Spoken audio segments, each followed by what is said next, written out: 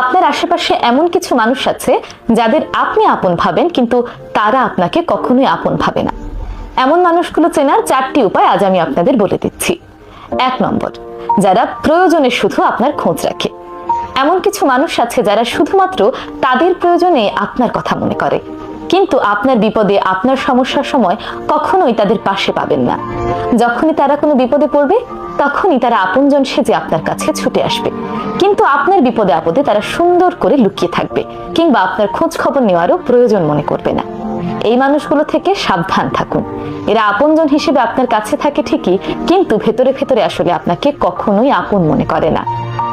2 নম্বর, যারা আপনার সাফল্যে ঈর্ষান্বিত হয়। যে মানুষগুলো আপনার সাফল্যে খুশি হতে পারে না, বরং ঈর্ষান্বিত হয়, তারা কখনোই আপনাকে আপন ভাবে না। কারণ যারা আপনাকে আপন ভাবে তারা অবশ্যই আপনার সাফল্যে খুশি হবে, আপনার সফলতাকে তাদের সফলতা মনে করবে। কিন্তু কিছু মানুষ দেখবেন আপনার আপন সেজে আপনার পাশে বসে থাকবে, কিন্তু আপনি সফল হলে কখনোই তাদের মুখে আপনি হাসি দেখবেন না। এই মানুষগুলো আপনার আপন মানুষ নয়, বরং এরাই আপনার গোপন প্রতিদ্বন্দ্বী। 3 নম্বর, যারা শুধুমাত্র আপনার কাছ থেকে সুবিধা নিতে চায়। কিছু কিছু মানুষ আপনার সাথে বন্ধুত্ব করবে শুধুমাত্র তাদের কোনো সুবিধার জন্য। হতে পারে আর্থিক সুবিধা, সামাজিক সুবিধা, কিংবা অন্য যে কোনো রকম সুবিধা। তারা যে কোনো উপায়ে আপনার কাছ থেকে শুধু আদায় করে নেবে, কিন্তু আপনাকে দেওয়ার বেলায় কখনোই তারা সামনে এগিয়ে আসবে না। এই মানুষগুলো কখনোই আপনার আপন মানুষ নয়।